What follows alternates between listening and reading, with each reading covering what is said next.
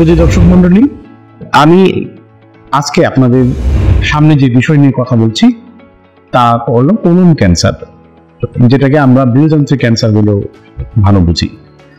আমার পরিচয়, আমি ডাক্তার মোহাম্মদ আহসান হাবিব, ঢাকা মেডিকেল কলেজের কোলোরেক্টাল সার্জারি বিভাগের সহযোগী অধ্যাপক।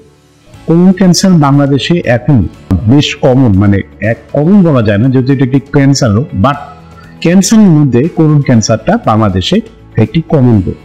এটি মধ্য বয়সে বাংলাদেশে বেশি পাওয়া যায়, বৃদ্ধ বয়সেও হতে পারে। তা কোলন ক্যান্সার হলো এটা এক ধরনের টিউমার। আমরা রোগীদেরকে বলি যে আপনার পেটের মধ্যে নাড়িতে টিউমার হয়েছে। আসলে এই কোলন বা বৃহদান্ত্রের মধ্যে যে টিউমার, এই টিউমারটা বলতেই ক্যান্সার বোঝায়। যেগুলো টিউমার মানেই এই বৃহদান্ত্রের মধ্যে টিউমার বলতে ক্যান্সার বোঝায়। তা এই টিউমারটা আসলে একদিনই রোগীর শরীরে হয় না, এটা ধীরে ধীরে ধীরে ধীরে রোগীর শরীরের মধ্যে ছোট থেকে থেকে বড় হয়। এবং শুরুতেই এই টিউমারটা ক্যান্সার থাকে না, শুরুতে এই টিউমারটা ক্যান্সার ছাড়াই এটা জন্ম লাভ করে, এটাকে বলে অ্যাডেনোমা, অর্থাৎ তখন এটা ক্যান্সার না। তারপর এটা ধীরে ধীরে বড় হয়, তখন এর মধ্যে এটার পরিবর্তন আসতে শুরু করে। পরিবর্তন হয় ধীরে ধীরে ক্যান্সারের, প্রথমে ক্যান্সারের দিকে একটু এগিয়ে যায়, তারপর ক্যান্সারের দিকে আরো বেশি এগিয়ে যায়, তারপর ধীরে ধীরে ক্যান্সারে পরিণত হয়। যত বড় হয় ধীরে ধীরে এটা ক্যান্সারে পরিণত হয়।